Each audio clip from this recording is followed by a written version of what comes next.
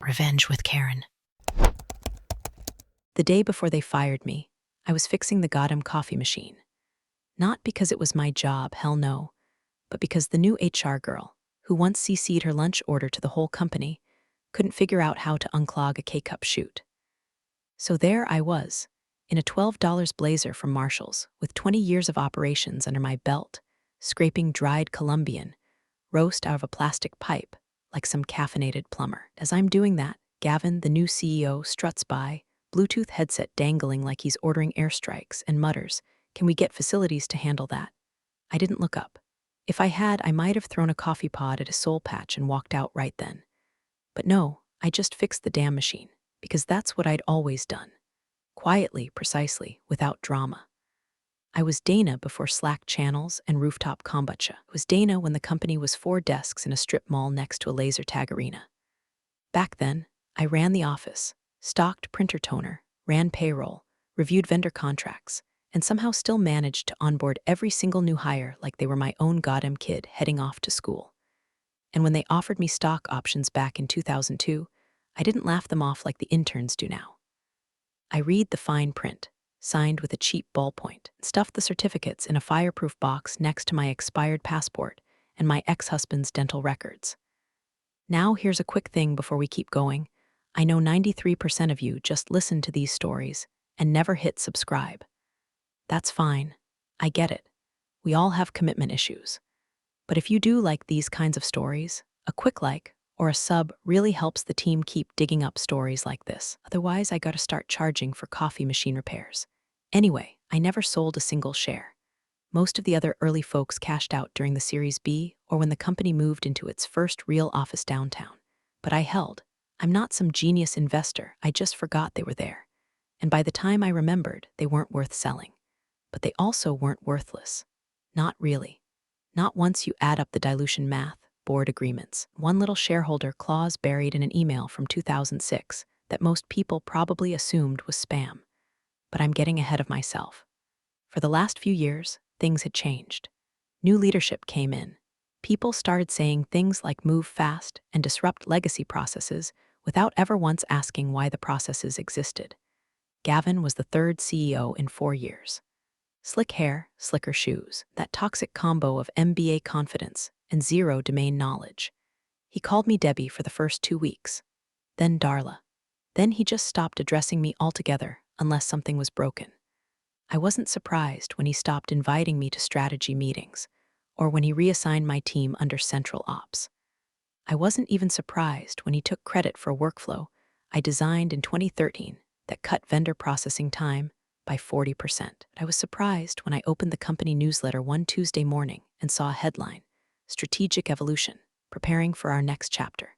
It was a press-friendly way of saying we were getting acquired. A $150 million private equity merger, finalized pending board and shareholder approval. Big payout for Gavin and his cronies. PR buzz, new logos, rebranding. Probably a new tagline like empowering the future of cloud. And me, not to mention, no legacy nod. No recognition for 20 years of blood and spreadsheets. Just a footnote in the transition plan. Operational responsibilities will be consolidated under the new incoming COO. That's when it hit me. I was already gone. They just hadn't told me yet. But I wasn't angry. Not then. I just printed out the newsletter, folded it in half, and slid it into the back of my fireproof box, right behind the stock certificates. Something was coming. I could feel it. I just didn't know how deep they'd dig their own grave trying to bury me. They called it a quick alignment chat. You know the type? Calendar invite at 4:58 p.m. on a Friday. No agenda, subject line in lowercase like it's a damn Instagram DM. I almost didn't go. Thought maybe they wanted me to pick up balloons for someone's birthday or explain how to fix the office printer again. But I went, because I still had that reflex. The good soldier twitch. Conference room B, Gavin's already there, leaning back like a villain in a mid-budget Netflix drama. Beside him is Jenna from HR, who once used synergy and vibes in the same sentence during a harassment training. She's holding a manila folder like it's radioactive. Dana, Gavin says with the forced warmth of a hostage negotiator, we really appreciate everything you've done for the company. Truly. 2 decades. That's a hell of a run. The folder slides across the table. We're heading in a new direction. You understand, streamlining ops, embracing agility. It's not personal, it's just evolution. I don't say anything. Not yet. I open the folder. Standard boilerplate, termination letter, NDA, severance breakdown, COBRA pamphlet, and here's the kicker, a waiver of shareholder rights tucked right in like it belongs there. I flip back a page. This clause, I say, pointing without looking up. This isn't standard. Gavin shrugs. Legal insists. Clean exits make for clean transitions. It's symbolic mostly. I mean, he laughs like we're old college buddies. Those shares won't even buy lunch once the merger goes through. Let's just say, we're doing you a favor cashing you out at all.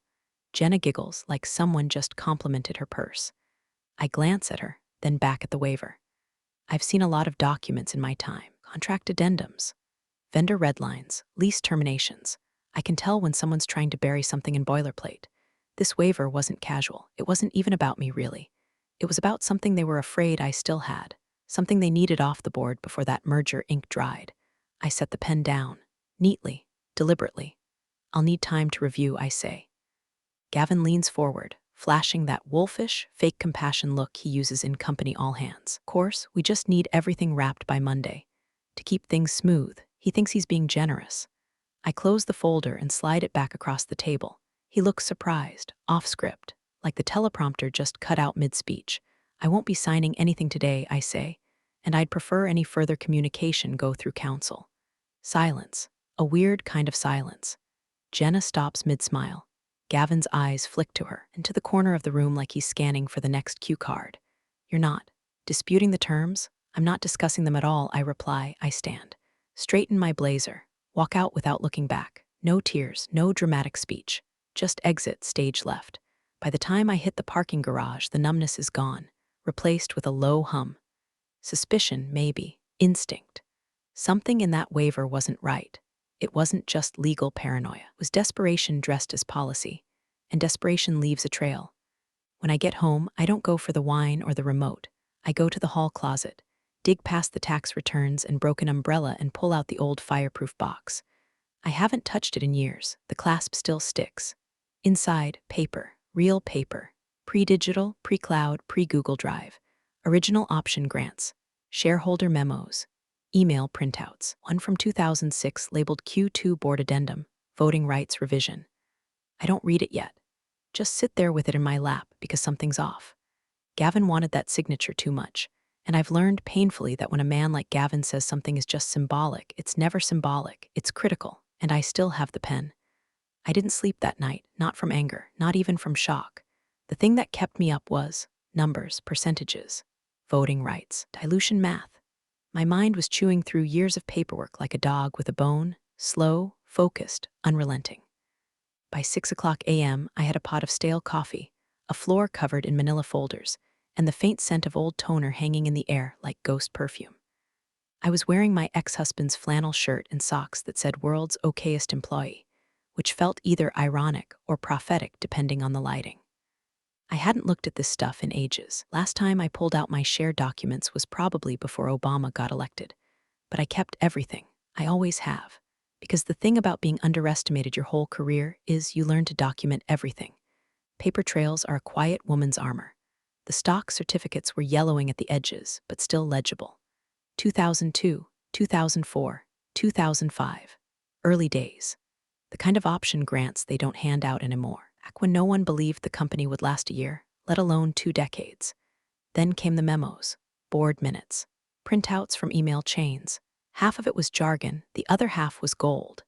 Especially one document dated June 9, 2006. Amendment to shareholder agreement, minority veto protections. I remembered that meeting.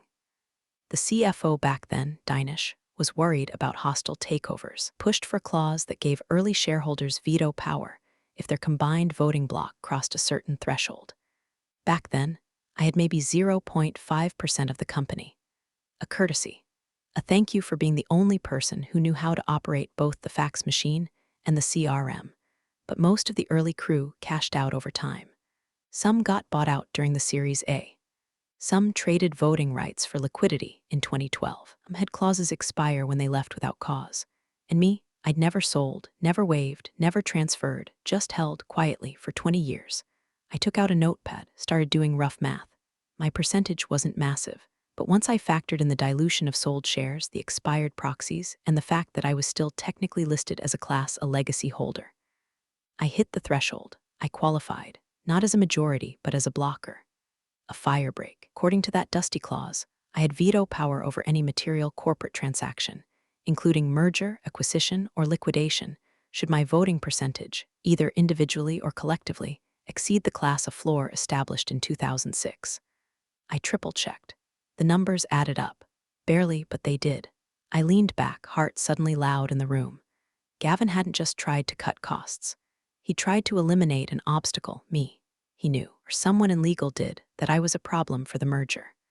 That's why the NDA had the hidden clause. That's why Jenna looked like she was trying to keep from vomiting when I slid it back unsigned. They needed me to waive my rights because they had to. Without it, the whole deal stalled. That's why Gavin smiled too wide. That's why he called them worthless shares with just a little too much glee. He knew damn well they weren't. I stood, walked to the window, watched the neighbor's dog take a dump in my azaleas. For once, I didn't care. The betrayal, it hurt. Not because I expected loyalty, hell, this was corporate America, but because they didn't even bother to lie well. After 20 years, I was reduced to a line item, a liability, something to quietly erase with legalese and a cheap severance. They thought I'd sign and disappear, but they forgot who the hell they were dealing with. I wasn't the assistant anymore. It was the shareholder they couldn't afford to ignore. The first email came Monday at 9:03 a.m., subject line, gentle reminder, exit package review. Nothing gentle about it. HR copy-pasted some blurb about finalizing your transition experience and attached the same waiver I'd already declined to sign in person. I deleted it. At 11:47, a second email. This time from someone in legal I'd never met, Jason with a Y. His message was longer. Less emoji, more menace. He referenced potential implications for pending corporate actions and suggested further delay may introduce complications. Translation: sign the damn paper, or we'll make it messy. I didn't respond to that one either. Tuesday, Gavin called. No email this time, just a straight-up ambush via phone. I watched the caller ID light up as I was microwaving leftover meatloaf and considered letting it ring. Then I thought, let's hear what he sounds like when he's nervous. Dana, he said, too bright, too cheerful, just wanted to touch base. Thought maybe there'd been some confusion with the documents. No confusion, I said, slicing into the meatloaf. A pause. Well, look, I get it. Transitions are hard, but dragging things out helps no one, especially you. You really don't want this to turn into a legal issue. His tone dipped just enough. He was offering a handshake while tightening piano wire with the other hand. I'm not dragging anything out, I said. I'm reviewing, thoroughly, he chuckled. Come on, Dana, I mean, it's not like those shares actually mean anything. Not anymore, I let that hang. Silence makes men like Gavin sweat more than shouting. Anyway, he finally said, if you want to save yourself some legal headaches, I suggest we wrap this soon. You don't want to burn bridges, right? Ended the call mid-sentence. He followed up with a text. Let's be adults about this. Don't ruin a good legacy with stubbornness. I blocked the number. By Wednesday, they were in full smear mode. An old colleague forwarded me a screenshot from the internal Slack, someone in sales asking, what did Dana even do all day? Another thread speculated I'd been let go for performance misalignment, which is HR code for we needed her gone and couldn't be bothered to fabricate a real reason. The part that really got me? Someone called me robotic, said I didn't even cry when they told me, that I just left like it didn't matter. Funny thing, if I had cried, they'd say I was unstable. If I'd shouted, I'd be bitter. If I stayed calm, I'm cold. The only winning move is silence, so I stayed silent. Except with one person. Thursday morning, I walked into a beige office above a dry cleaner in a strip mall and sat across from a woman named Nina. Mid-50s, sharp eyes, sharper tongue, corporate law, 20 years. Her office smelled like old wood and quiet vengeance. I handed her the folder. She flipped through it once, nodded, and said, they're screwed. That was it. No dramatic speeches, no lawsuit threats, just quiet confidence. Do nothing unless I tell you, Nina said. They'll panic first. Let them. Panic they did. Friday, another email from legal, more aggressive this time. They claimed my failure to engage could be interpreted as bad faith, that I might be in breach of contractual obligations. Nina drafted the reply herself. It was 2 lines. Miss Carlton has not waived any rights. Further communication should be directed to counsel. We sent it. Then we waited. Meanwhile, Gavin and his little circle of yes-men were chewing their nails to the quick. Could imagine him pacing in his glass office, refreshing his inbox, wondering why the woman who used to refill the toner now had a lawyer with a spine and receipts. They didn't know yet what I knew, that the clause in that dusty shareholder agreement wasn't some technicality. It was a fuse, and Gavin had just lit it with his own arrogance. The first sign of trouble came from someone they hadn't bothered to intimidate yet, 20-something junior associate from the acquiring firm's legal team, buried somewhere in a spreadsheet the size of a phone book. Her name was Harper, and she had the kind of detail-oriented anxiety that makes junior lawyers burn out before 30, but uncover gold before they do. She was in charge of the shareholder ledger review, a dull, thankless job, usually skimmed over unless someone's lawyer tells them not to. Which, lucky for her, someone's lawyer had. Harper spotted the problem around 11:15 a.m. on a Thursday. She was halfway through confirming cap table percentages and cross-referencing proxy agreements when she hit a snag. One Carlton, Dana E. listed as a class A shareholder with legacy vesting privileges, but no proxy on file. No waiver, no consent, and the merger docs, currently in version 8, all assumed unanimous legacy consent had been obtained. Harper double-checked. Then she triple-checked, flagged it with her direct report, who told her to bring it up with the senior counsel handling the merger integration. That's when things got weird. By 3:00 p.m., the acquiring firm's lead counsel was in a conference call with Gavin, the CFO, their internal legal director, and someone from outside counsel who billed by the hour and talked like his Bluetooth was surgically embedded in his skull. Gavin, true to form, dismissed it out of the gate. "Oh, Dana," he said, probably with that fake laugh he used at company mixers. "Yeah, she was part of the old guard. She's been offboarded. Her shares are dust. We've got her exit paperwork. It's just not processed yet." But then legal piped in. "I'm looking at the docs right now," their director said, voice flat. "There's no signed waiver, no proxy, nothing to revoke her class A rights." A pause. The CFO, who'd been sipping from his Camelback water bottle like a nervous pelican, stopped cold. "What does that mean?" he asked. The answer came not from Gavin, but from the acquiring firm's side. "It means," Harper's supervisor said carefully, "that your deal memo, your valuation assumptions, and your closing timeline all depend on a shareholder who still holds a legal veto over this merger. And she hasn't agreed to any of it." Gavin chuckled. One of those tight, clenched laughs men use when they know they just stepped in something, but aren't sure how deep the pit goes. "He doesn't know what she has," he said.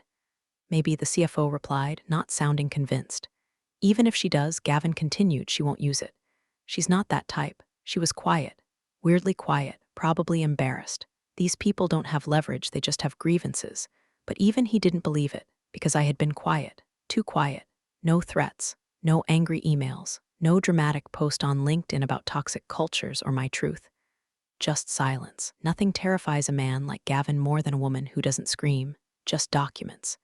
By Friday, the CFO was starting to sweat. He requested a private update from legal, who confirmed Dana Carlton still held just over the threshold for veto under the 2006 amendment. They tried to find loopholes. Maybe the clause had expired.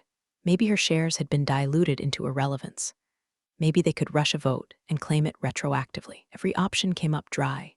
The clause was still active. Her voting block was intact. Her refusal to sign wasn't a delay, it was a loaded gun on the boardroom table, and she hadn't even pulled the trigger. Nina, my lawyer, texted me one sentence that day. "They're flailing. Say nothing." So I said nothing. I watered my plants. Took a walk. Bought myself a fresh stack of file folders because mine were starting to fray at the corners. Even reorganized my kitchen junk drawer. All while Gavin paced boardrooms and CFOs, canceled golf plans to review voting rights clauses from the Bush administration. No emails from them now. No more gentle reminders. Just pure, simmering panic spreading through the veins of their precious little merger. I hadn't lifted a single finger, but the fuse I'd let them light. It was getting real close to the dynamite. Email hit my inbox at 6:12 a.m. on Monday, like Gavin thought striking early would catch me off guard. Subject line: clarification and closure opportunity. You could smell the flop sweat through the screen. It started with a fake sincere tone. "I hope this note finds you well in this time of transition," like he was sending condolences for a dead hamster. Came the gaslight drizzle. "We're surprised and disappointed by your lack of engagement. It's important we all act in the company's best interest. There may be consequences for withholding consent in a manner deemed obstructionist. That was the word he landed on. After 20 years of service, after building half the damn processes they were still using, Gavin had reduced me to a speed bump. He closed with a flourish. Let's resolve this amicably and professionally, for we're forced to consider more formal action. Formal action. The man really thought I'd crack at the threat of legal bills, like I hadn't already hired someone who could eat his counsel alive before breakfast and floss with their billing statements. I didn't reply. Nina did. Her response was 5 words long. Our client declines to respond. That same afternoon, the CFO tried a different flavor of manipulation. He called Nina directly, bypassing me completely. Kind of Hail Mary play men like him keep in their back pocket when the script isn't working. He opened with a casual tone, "Look, we're just trying to keep this clean," then offered what he called a consulting transition bonus. Translation: shut up and go away money. It was generous. Low 6 figures. A number most people would have jumped at just to avoid the storm. Nina put him on speaker so I could hear it live. Miss Carlton can simply sign the updated waiver, accept the bonus, and move forward in a constructive way, he said. This doesn't have to be adversarial. Nina smiled like a woman watching a toddler try to pick a lock with a fruit roll-up. Let me be clear, she said. My client doesn't accept hush money. She's not here to make this easy. She's here to ensure her rights are respected every single one. There was a pause. You could hear the CFO recalculating in real time. Then came the guilt trip. Dana always supported the company. This is her legacy too, isn't it? I took the phone off mute just long enough to say, tell him I support the company. Not the clowns who came in late and think they can rewrite the script. Click. That night, someone from HR sent over a final version of the exit paperwork with a bright red banner at the top that read "Last offer, expires in 48 hours. They still didn't get it. This wasn't about money. It was about being treated like a disposable cog in a machine I helped build from duct tape and dreams. About watching men like Gavin piss on the foundation and call it innovation. About being erased because I didn't smile enough, didn't shout in meetings, didn't repost their motivational link in garbage. I didn't respond to HR. I went back to my files. I sharpened my receipts. There was a line in that 2006 clause they'd clearly overlooked about shareholder consent being non-transferable and irrevocable unless explicitly waived in writing. They thought they could bait me with guilt. They thought they could scare me with legal noise. They thought they could buy me. But I wasn't for sale. Not now. Not ever. Let them dangle their merger like a carrot in front of Wall Street. Let Gavin start prepping his yacht speeches. Let the CFO stare at spreadsheets wondering why numbers don't feel like insurance anymore. Because the clock was ticking, and the only signature that mattered wasn't theirs. The emergency board meeting was called for 9:00 a.m. sharp on Thursday. The invite subject line was sterile: shareholder item review and resolution. But every person in that room knew damn well what it really meant. It meant me. They booked the big conference room this time, one with the skyline view and the long walnut table that always smelled faintly of lemon polish and broken promises. Gavin was already seated at the head, tie loosened like he thought it made him look battle-hardened instead of panicked. The CFO sat to his right, flipping through a printed agenda he probably didn't understand. The company's legal counsel flanked the left side of the table, all frowns and MacBook chargers. At the far end were 2 stone-faced suits from the acquiring firm, their expressions somewhere between annoyed and entertained. At exactly 8:59, the door opened. I walked in first. No dramatic pause, no slow clap soundtrack, just quiet heels on hardwood and a neutral expression carved from granite. Behind me, Nina, calm, composed, wearing a dark suit, and that slight smirk she reserves for people about to learn a very expensive lesson. Didn't bother to greet anyone, didn't sit, didn't even look Gavin in the eye. Nina walked to the acquiring firm's reps, placed a single black folder on the table in front of them, and slid it across without a word. Inside were exact, chronological records, my original equity grants from 2002 through 2007, shareholder meeting minutes acknowledging class status, the full 2006 clause, with notarized amendments, confirmation of my holdings exceeding the veto threshold, 0 evidence of any waiver or proxy ever issued. Gavin cleared his throat, twice, then finally said, "This seems unnecessary. We're here to clarify, not escalate. One of the PE guys flipped through the folder, page by page. He stopped halfway through and looked up at Nina. "Is this everything?" he asked. She nodded once. "Everything that matters." The silence that followed wasn't awkward. It was surgical. Could feel the oxygen evacuating the room as it dawned on everyone that this wasn't a negotiation anymore. It was a reckoning. The acquiring firm's senior counsel leaned toward Gavin. "Why wasn't this disclosed in the data room?" Gavin's voice hitched. We assumed she was a non-factor. The shares, she's not employed anymore. We terminated," Nina cut in ice cold. "She's not an employee, she's a shareholder. You stripped her of titles, not power." CFO suddenly found something very interesting in his lap. The internal legal counsel started flipping through her own notes like she could somehow summon an alternate reality. "Regardless," Gavin tried, "we can work around this." "There's always room for no," said one of the PE reps flatly. "There's not. You told us you had unanimous consent from all legacy shareholders. You don't. This is a material misrepresentation." And just like that, the power flipped. I didn't gloat, didn't blink. Just stood there like a ghost they tried to bury who came back with a filing cabinet. They all looked at me now. Finally, after months of being erased, minimized, talked over, talked about, they looked at me like I was radioactive, and I said nothing, because I didn't need to speak. My documents were speaking for me. My silence wasn't weakness, it was strategy. Every ignored email, every forced smile in the hallway, every time Gavin called me Deborah instead of Dana, I'd let it stack like cordwood. And now the match was lit. The PE firm closed the folder slowly, like it was a bomb with a timer they just realized they couldn't stop. "Until this is resolved," their GC said, "the deal is frozen." Frozen. Gavin's face twitched. The CFO rubbed his temple. One of the board members let out the quietest sigh I've ever heard in corporate America. I finally turned toward the window. View was the same as it had always been: steel, glass, ambition. But this time, I saw it for what it was: fragile. They tried to write me out.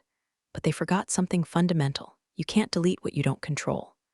The meeting reconvened an hour later, but the energy in the room had shifted like a barometric collapse before a tornado. Gone were the confident smirks, the startup lingo, the backslapping optimism about next-gen synergies. How it was just legal pads, dry mouths, and a clock ticking like a metronome counting down to the implosion. The acquiring firm's general counsel, Miss Elridge, a woman with cheekbones sharp enough to slice ambition, stood at the head of the table, holding my black folder like it was an indictment. Which, in many ways, it was. "We've completed our review of Miss Carlton's shareholder status," she said, her voice as smooth and merciless as granite. Everyone looked up. "She holds 3.14% of current class A shares, uncontested. Per the 2006 shareholder amendment, any class A holder meeting or exceeding 2.75% retains veto authority over material corporate transactions, including mergers." She snapped the folder shut. "Miss Carlton has not waived that right. This merger cannot proceed without her written consent." Silence, again. But this one didn't feel strategic. Felt like oxygen had just been outlawed. Gavin coughed into his fist, leaned forward like a man about to bluff with a 2-7 offsuit, and said, "Okay, but look, she was terminated. She's no longer part of the company. She's residual. He actually said that word. Like I was a stain on the carpet they forgot to clean before the open house. Elridge didn't blink. "She's not an employee, she's a shareholder. That distinction is critical. She's not aligned with our vision anymore." Gavin tried again. "How can we allow a, frankly, obsolete stakeholder to derail a $150 million deal?" The CFO turned away like he didn't know the man. Elridge paused, then delivered the line that cracked Gavin in half. "You made her more powerful when you fired her. She let it sit. No rush. No drama. Just a scalpel of truth slid right between Gavin's ribs. By removing her operational duties and stripping her of executive status, she continued, you inadvertently severed her from fiduciary obligations, meaning she no longer has any duty to act in the best interest of the company. She's free to act solely in her own interest now. You gave her that freedom." I almost smiled. Almost. "Wait," Gavin said, looking around like a man who just realized the fire alarm wasn't a drill. "You're saying she can hold this deal hostage because we let her go?" "Yes," Elridge said. The other acquiring exec, a graying man in a navy suit who hadn't spoken much up to now, leaned forward and added, "We relied on your due diligence. You misrepresented the cap table. That's not just a procedural hiccup, that's a breach of trust."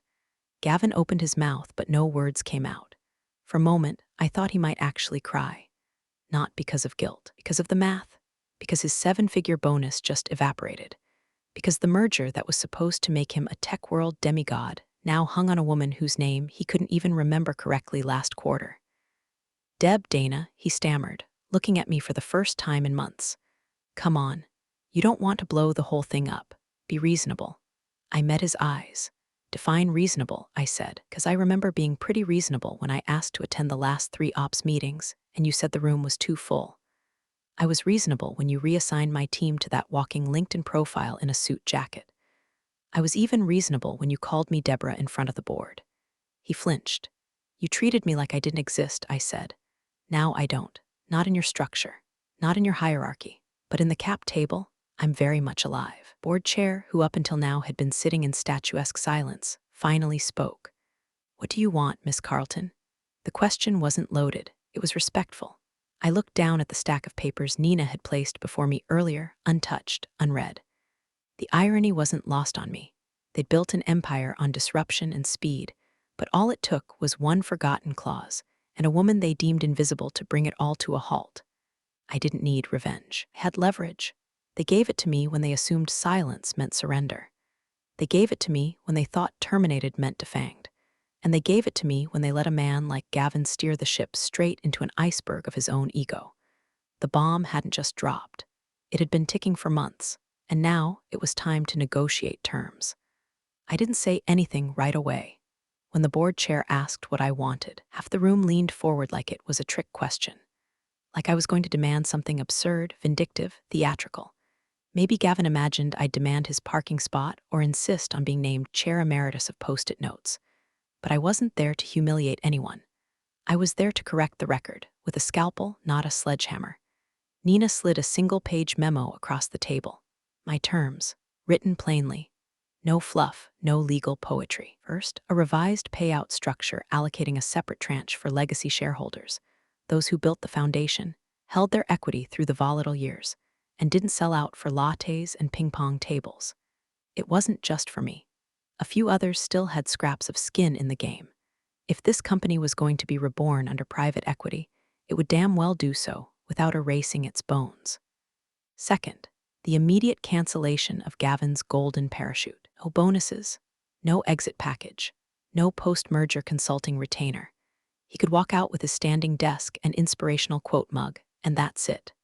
Third, a formal board-issued statement acknowledging my contributions and confirming that my departure was not performance-based, disciplinary, or voluntary. Just so the narrative couldn't be rewritten later by someone with a louder microphone and worse memory. The room sat with it. Gavin let out a breath that was meant to sound amused but came out strangled. This is extortion, he muttered. You're blackmailing your own company. No, Nina said, steepling her fingers.